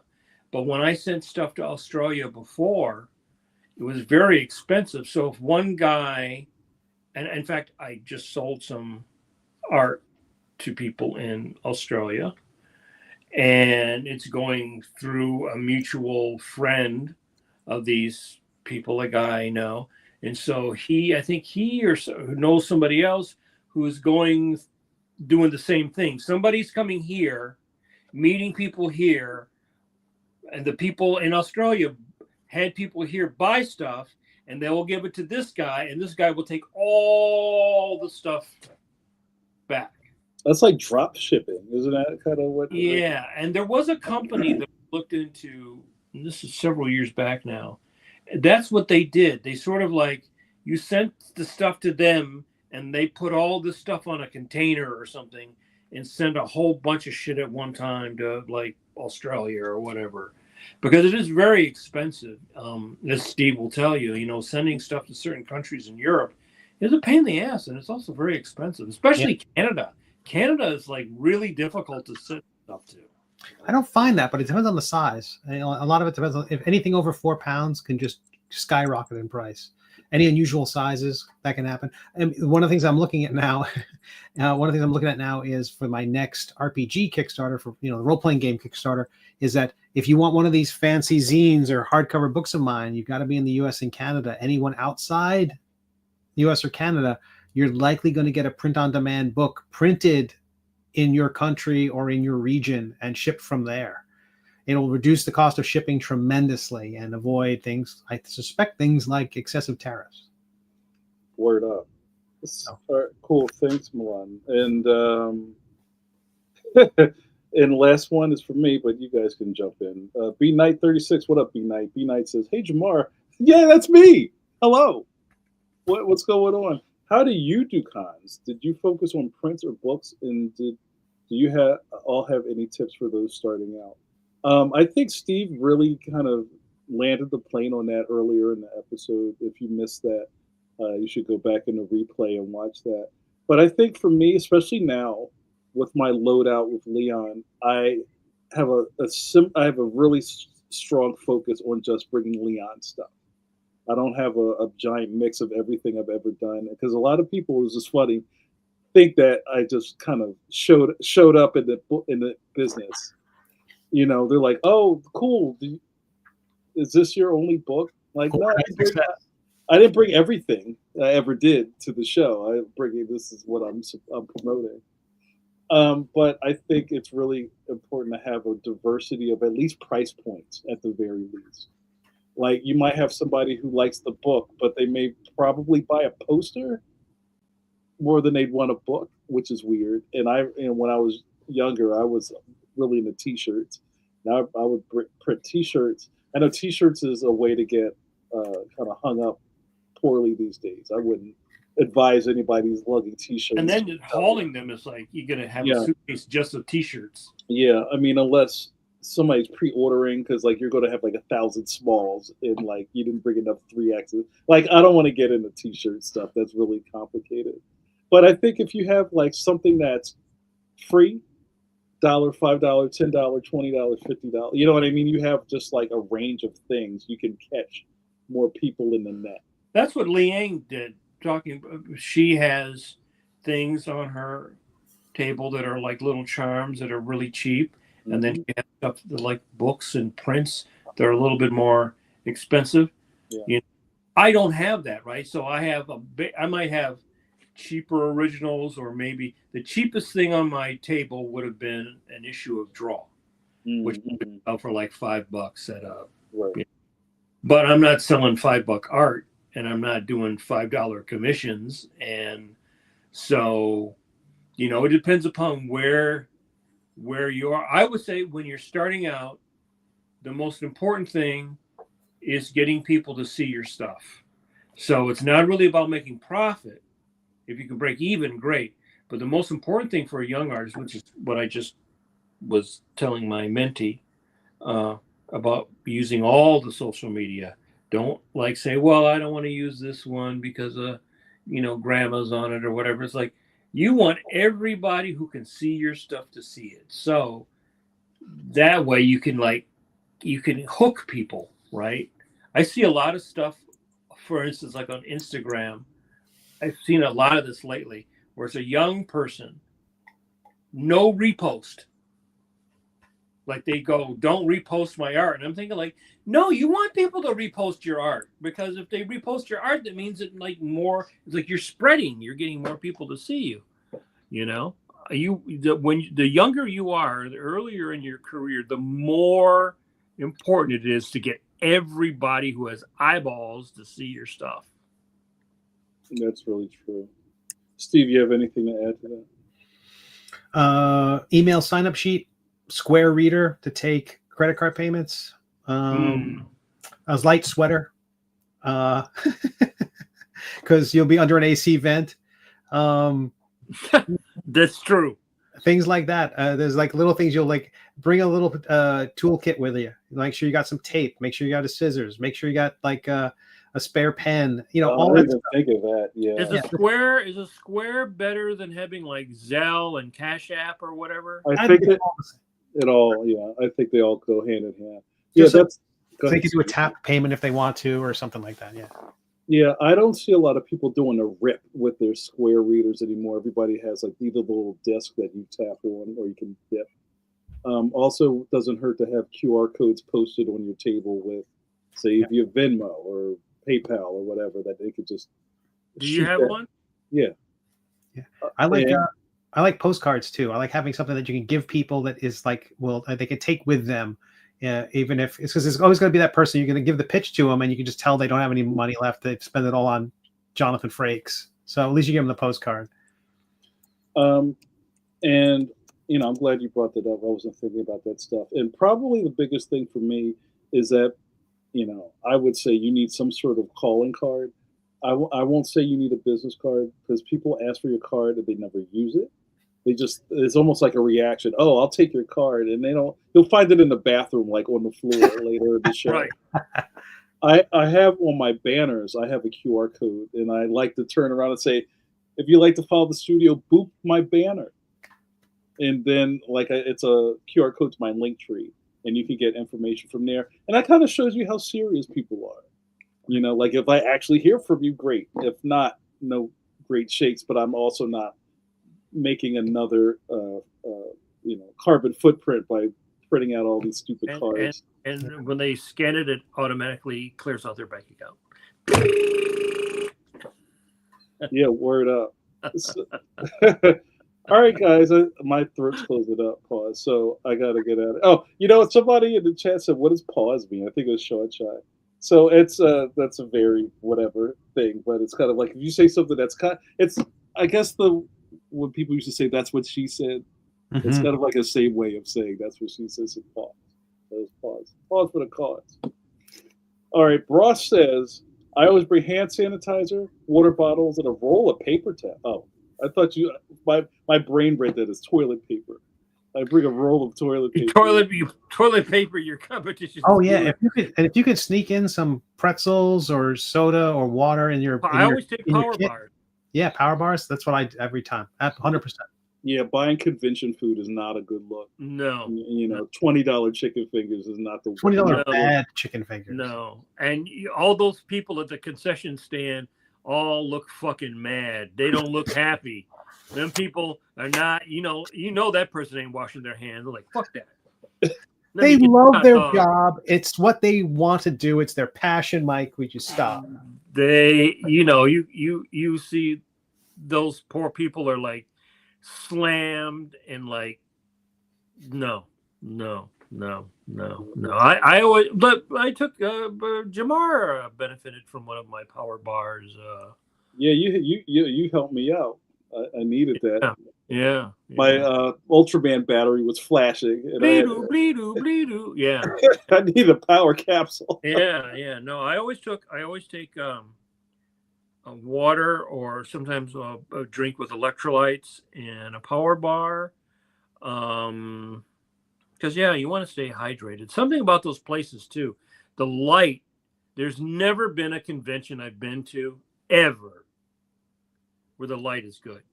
Like even at the Moore thing, it was just the right brightness to give you a headache. It's like, they can actually turn the lights up brighter, but they don't. Mm-hmm. And dipping sauce. Bring a dipping sauce, I'd say. Yeah, there you go. A barrel of dipping sauce. I say also mask up at a show. It was always typical, even before COVID, for many people to go to a show, and when you would go home, my top of my roof of my mouth starting to feel funny, and then the next day you got that. That's the con throat. Okay, power move I would recommend a saline spray. Bring that with you because it's the convention air, all that speaking, all the stuff we're not used to. You want to saline something like in the evening and in the morning just to keep things from drying out and becoming vulnerable. So I started doing that and I stopped getting concrete. A saline? What are you spraying? What are you spraying in there? It's a saline spray. It's a nasal spray that's just saline. It's salt water. All it is a salt water spray. It's like and it just keeps everything hydrated and not dried out. Not with a bit of lemon. No, there is one that Xlear, Xlear is one that has a bit, I think, of eucalyptus. No, it's got like a one of those non-calorie sugars or something like that. I think it's meant to be, I don't know, one of those something allose, sucralose or something. Oh, like that. Okay, yeah. But a saline spray is generally really good it's not a medicine of any kind. It's just water, but it's with a little salt in there. I love it. Always go to the bathroom after they freshly clean it. Find the green room bathroom. Use that one. My goodness. Yeah. Wow. The toilet less traveled. Go to the one that William Shatner uses. Where were you guys when I was starting out? I could have used these tips. You're going in the parking lot behind the dumpster. All right, you guys. That's a wrap. Guys, thanks so much for hanging out with us. I have some announcements. We have a guest for next week. Our good buddy Terry LeBan, who is a comic luminary who's been around for a while. Terry's fantastic. He's also in my Philly chapter. Terry LeBan was a classic Fantagraphics guy, so he's got lots of stories about being in the Fanta era of alt comics. Also was a strip cartoonist who did Edge City in the newspapers for some time. Also, you might remember some of his underground comics like Cud or Eno and Plum.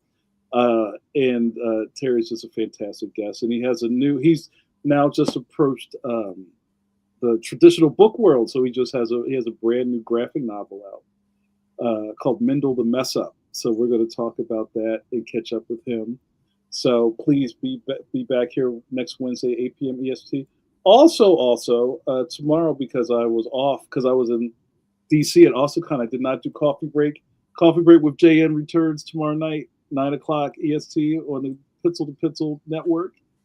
So join us for that. You like that? It'll be like the mystery movie of the week. Woo. So yeah, guys. Oh look, Jeff loves Terry LeBan. Very cool. Very cool. So all right, let's get out of here, guys. Thank you so much for hanging out with us. We had a packed house.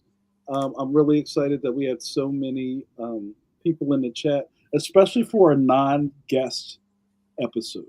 So that means We are guests. We are guests. Right, we're guests at our own home. Right. That's right. I put plastic all over this couch. So thank you guys so much. Again, I'll be back here at 9 o'clock tomorrow night with Coffee Break. With the lozenge. With the sucrets on deck. So guys, as I say every week, this feels like we're in the end game now, Cumberbatch. So I would be remiss if we did not go into that cold, dark night without washing those Kirby hands. I should have washed my Kirby hands more at Awesome Con. You should have not touched somebody else's Kirby hands at all. Keep your Kirby hands to yourself. All right, guys. Thanks a lot. See you next week.